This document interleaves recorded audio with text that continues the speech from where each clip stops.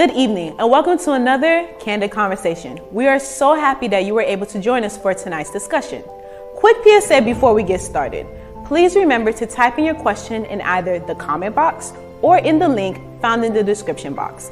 After our speaker is done, they will then answer your questions, which will prove to be difficult if there are no questions to answer.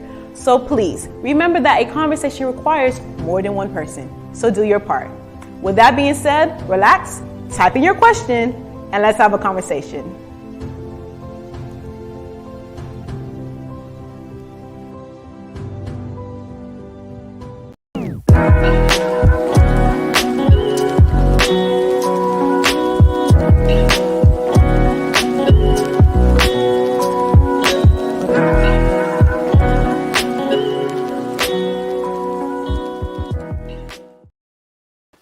Hey guys, so grateful to be back with you at Mount Pisgah for Candid Conversations. One of your virtual pastors, Bovell. Today's topic is, what is the root of desire? And I'd like to tackle this question with the use of a story that is recorded about Jesus in the Gospel of Luke, chapter 18, verses 35 to 43. Let me read the story and then we can get into it. As he approached Jericho, Jesus that is, a blind man was sitting by the roadside begging. And when he heard the crowd going by, he asked what was going on. And they told him, Jesus of Nazareth is passing by. Then he shouted, Jesus, Son of David, have mercy on me. But those who were in the front sternly ordered him to be quiet. But he shouted even more loudly, Son of David, have mercy on me. Jesus stood still and ordered that the man be brought to him. And when he came near, he asked him, what do you want me to do for you? Jesus stood still, right? He said to him, Lord, let me see again. And Jesus said to him, receive your sight. Your faith has saved you. Immediately he regained his sight and followed him, glorifying God, and all the people, when they saw it, praised God. What's really going on in this story, and how does it relate to the question, what is the root of desire? Well, if we take the story from the beginning where Jesus is on his way to Jericho, he's passing by because he's actually headed to Jerusalem for the yearly pilgrimage, and the roads are filled with around 1 million people all traveling along that route in order to observe this religious festival. Now, when this beggar is on the side of the road, he's there because in the first century there was no government assistance for people who were disabled. The only way that he could support himself was to beg on the side of the road.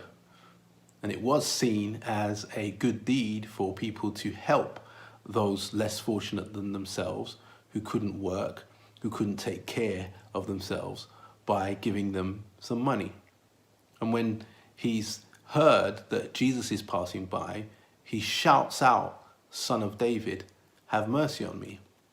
Now, this term, Son of David, is more than a title, it's actually a story. He's referring to the fact that the Son of David role, the Son of David character, a descendant of Israel's most beloved and famous king, would be the person that you could rely on to understand the needs of the people. The King David was said to be someone who was a man after God's own heart, after all, which means Not that he had some kind of special superpowers that the rest of us don't have access to, but rather that the understanding was that whenever David was around, that he would be acting and operating in such cooperation with the divine that it was as if God himself was present through the actions and life and attitude, posture of King David. Therefore, anyone can be a man or woman after God's own heart in this understanding, because it means that you're someone who allows the Spirit of God to flow through you, that allows love to flow through you, and forgiveness, and most importantly in this context, mercy.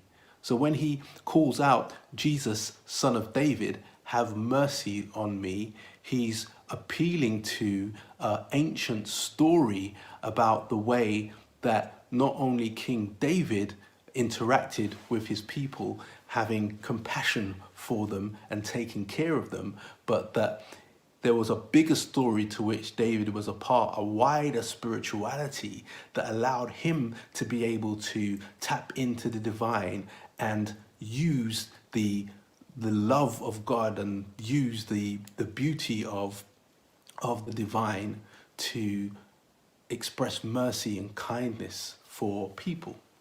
He says, Jesus, son of David, have mercy on me. And while he says that, the story quite ironically says that those who are in front sternly warned him to be quiet. Now, what's going on in this story? I did a bit of research and found out that when rabbis like Jesus used to teach, they would walk and teach with their disciples. So he's waxing lyrical, he's doing a sermon, he's presenting on the meaningful things of life, how to have a vibrant spirituality, how to tackle the world that we live in with all of its challenges and still maintain your sanity and your mental health, and still maintain love without becoming bitter or without giving up in this life, I can imagine. And when he's waxing lyrical, this blind beggar on the side of the road interrupts the sermon, so to speak, by saying, Jesus, son of David, have mercy on me. And then the disciples who are listening to what Jesus says ironically say, hey, can you be quiet, please, blind guy, because Jesus is teaching us how to have compassion for people, and Jesus is teaching us what type of posture we should have in this life, and Jesus is teaching us how to fish for people, so can you be quiet? It's so ironic that sometimes the very thing that we're trying to do can often be so far away from our real actions. And instead of taking this as a slap on the wrist or as a discouragement, just let it remind you that in the same way that some of Jesus's disciples found it tricky to actually live up to the vision that God had for their lives, that maybe you struggle to live up to the vision that you feel God has given you for your life, but just recognize that it means that you're human and you're in the process. And as long as we keep following that path, light will come further along the journey. Well, when Jesus is told, or when Jesus hears his second appeal, son of David, have mercy on me, because it says he shouted even more loudly. I mean, the first time he tries to get Jesus's attention, this attention is more of a sort of general alert, like, excuse me, sir. But the second time, in the Greek word, it's more of a primal scream that his soul screams out and says, have mercy on me. And then it says that Jesus stopped. Again, in the story here, the writer Luke is trying to encourage humanity that the divine has not left us alone and walked by us, but that we have been invited to participate with the divine, and that in many, many ways we should remember that we've not been left alone here as human beings to work it all out for ourselves, that there is a plan for the universe that God is moving us towards, and that we should trust in that plan and participate in that plan with love and with daily practice and with that search for transcendence that spirituality often is. He's brought to him, and when this blind beggar is brought to Jesus, he asks him this question which touches on what our subject is today.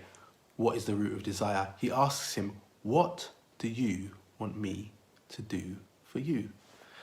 This is a powerful question, and it's something that we could learn a lot from today in our usual spiritual pursuits. There's often not very much of this type of investigation towards other people when presented with spiritual things. Where does spirituality start? Does it start with the desires and needs of the people who are talking, or the desires and needs of the people who need to be served? And Jesus answers that question very clearly by asking the blind beggar, what do you want me to do for you? This inquiry shows that when it comes to the divine, when it comes to spirituality, when it comes to the things of God, there is a very clear focus not on some kind of pre-prescribed answer, but a real investigation of what this person who you're talking to's inner world is all about. Isn't it beautiful to think that Jesus takes the time to ask this blind beggar who's been forgotten by society and left on the roadside? He stops to actually ask him what he wants. He doesn't do what often happens in our contemporary culture, which is so concerned with technology and with our bodies and with social justice, etc. He doesn't just stop and say, all right, I already know what this person needs. He doesn't deny the blind man his experience. He listens to what's being said. That's part of the trouble today, isn't it? That many of the social issues we have are there because people feel like they haven't been listened to. People feel that their stories haven't been able to be told by themselves. They haven't been able to take a grip of their own narrative. You can see that with different movements like, Black Lives Matter and Me Too, etc. Of people saying, we haven't been believed, we haven't been listened to, nobody's spoken about what our experience is. And when people have shared their experience, a lot of times for women and for minorities especially, their experience has been pushed to the side and they've been told, well, maybe it wasn't that way, maybe you misunderstood. But Jesus doesn't do any of that in this situation. He goes in and says, what do you want me to do for you? I love it. I love it because it just goes to show that, again, with a lot of our contemporary understandings of spirituality, sometimes spirituality has been described as something where you move away from your desires, right? You move away from what you really want. You move away from what's going on inside of you, and instead you appeal to another world, or you pretend to be something you're not. You give the right answer, even if it's not the right answer, even if it's not what you feel, even if it's not what you believe, in order to fit in order to be accepted by the wider group, who otherwise will tell you not to be rude here, but will tell you to shut up, right? So the point here is that he says, let's not move away from your desire. Let's go to the root of your desire. What's going on now? I'm not saying that we should always be interested in sort of validating all of our desires, because some of them aren't really that valid. Let's be honest. Some of our values are cheap sometimes. Maybe they're throwaway, they're quick fixes. I'm not talking about that as something we should pursue, but I'm saying that unless we actually look at what is going on inside our own hearts and ask ourselves the question, is the life that I'm living right now the life that I want to live? Is it the life that God wants me to live? Is it the life that I'm supposed to live? Then we can't move beyond that point, can we?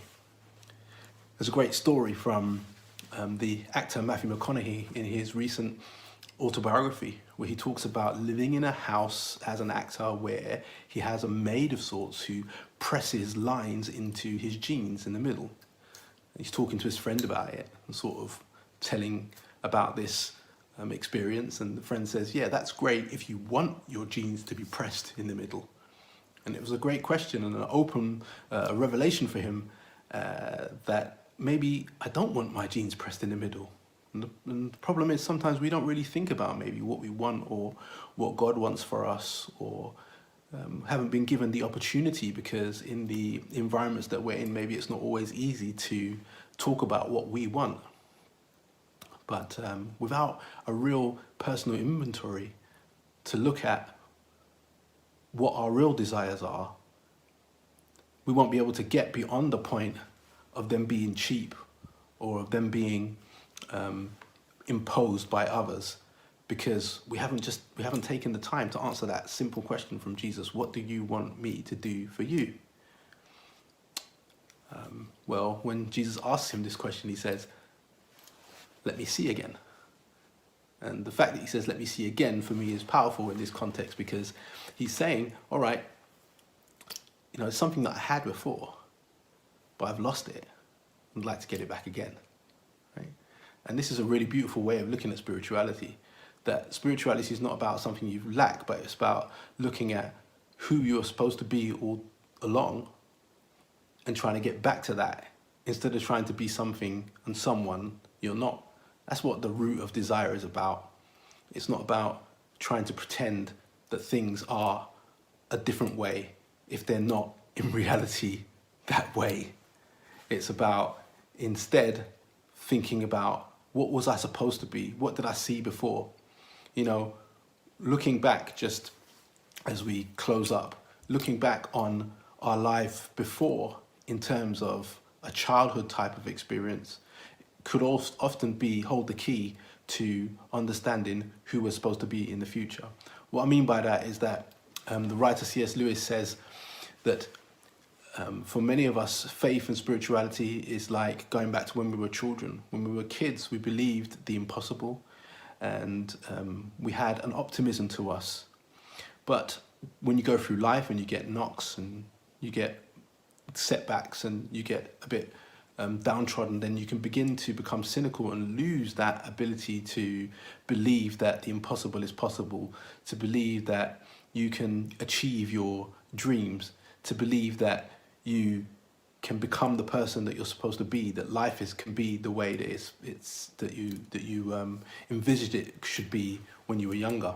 And it's about getting back and saying, let me see again. Perhaps you used to read scriptures and they would encourage you, but now when you read them, they don't dance in the same way for you. Then perhaps your prayer should be, Lord, let me see again. Maybe you used to go to work, you had a spring in your step, you were always on time, you went beyond and above and beyond the call of duty, you did your work to the best of your ability, but then you got through your work life and you've had some tricky situations with your boss or with work, or you've been tired or you've been sick or something's happened to dampen your enthusiasm, then maybe you need to say, Lord, let me see again. The same is true for our relationships. The same is true for our bank accounts. Maybe you've been in a situation where you haven't been able to pay the bills or live up to your expectations, and you're asking God today, Lord, let me see again. I don't know where you are. I don't know what the root of desire is for you and where you need to be versus where you are right now. But I'd like you to close by asking you to think about these 3 questions. Number 1, what is it that God could be saying to me about who I'm supposed to be in this world? I'm not talking about circumstances, because circumstances can change, but what is your attitude towards the circumstances and the life that you face? Secondly, what is there that maybe you already know that you need to get back to, that you need to have revived in your life so that you can move on and get to the root of desire, so that life is not just something that's been handed to you, but life is something that you're creating. And then lastly, what is the next step for your spiritual evolution? Where is God asking you to go? What do you want him to do for you? Well, this is what I believe the root of desire is. You have to look at what's going on inside in order to be able to springboard onto what should be going on in the future. I hope that this makes sense. Please do subscribe to Mount Pisgah's page, and feel free to get in touch if you want to talk about any of this stuff more. But that's it for now. Peace.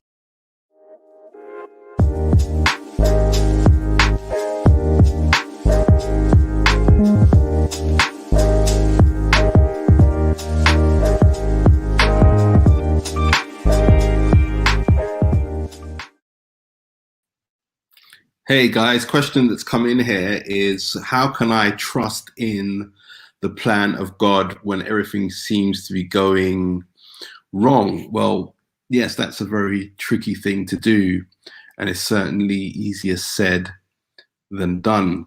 And when we look at our subject for today, what is the root of desire? I suppose we could also ask ourselves the question, what does it mean if everything around us seems to be going wrong?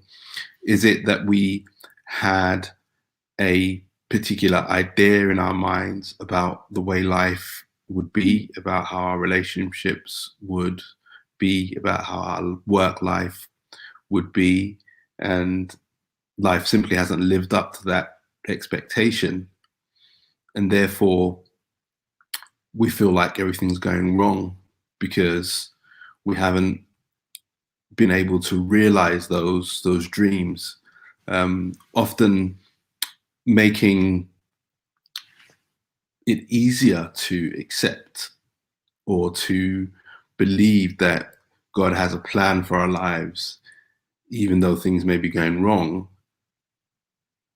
is predicated on our ability to accept the way things are and let go of that dream in our minds, which may or may not be realistic in terms of how we expected life to be, right?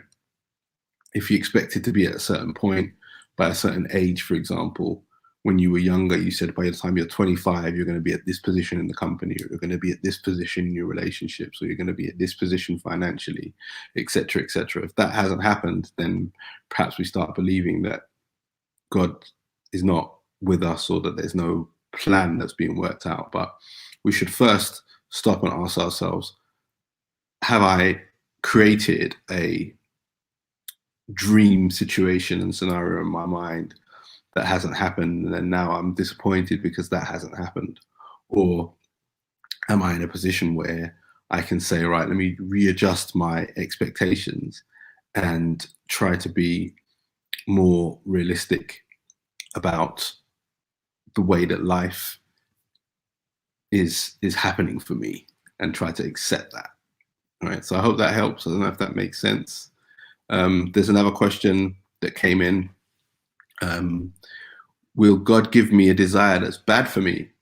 Well, as I mentioned in the speech, I'm not saying that our desires are always good, but they're definitely a place to start if we don't accept that sometimes the things that we want may be a quick fix.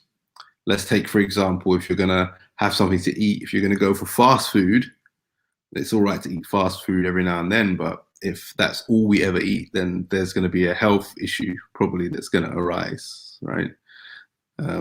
So even though our desire is for some food to eat to satisfy our hunger, that desire in itself is not bad, but it's the way that we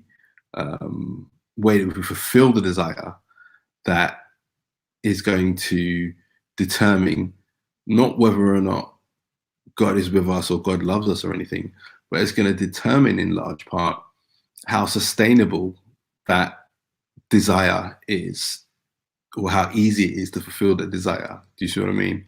So whereas I don't think that it's about always following the basic desires that we have in our hearts and minds, it's certainly about recognizing, look, I'm hungry and I need food.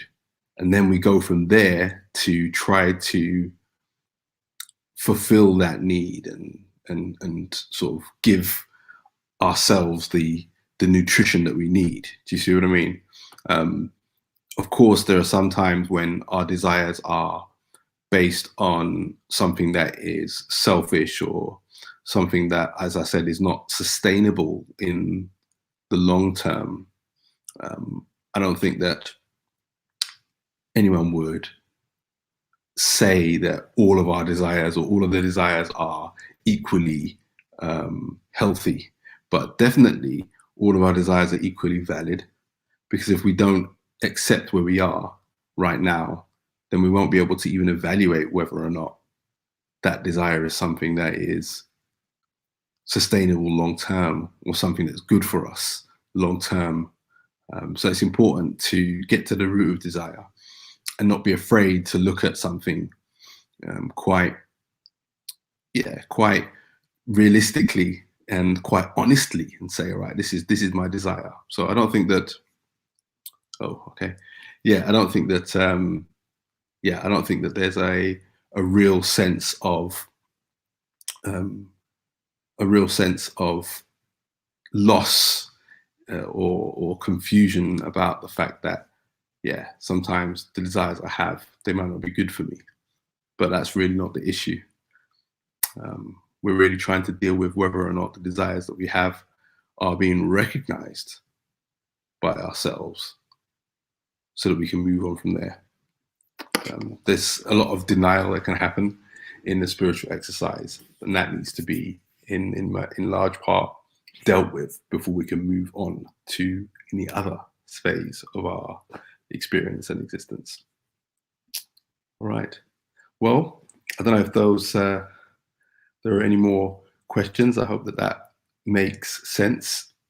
Please do subscribe to Mount Pisgah's page and be sure to get in touch if you have any questions about any of the subjects that we've raised in this video or in any other videos. And we hope that in your journey as a disciple, your journey towards transcendence and truth, that you find that things begin to make sense and you get a real feeling that you are being held by the divine and that you're not alone in any way, shape or form.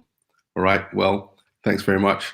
I'm Bovell for Mount Pisgah's Candid Conversations as a virtual pastor. Speak with you again very soon. But for now, peace.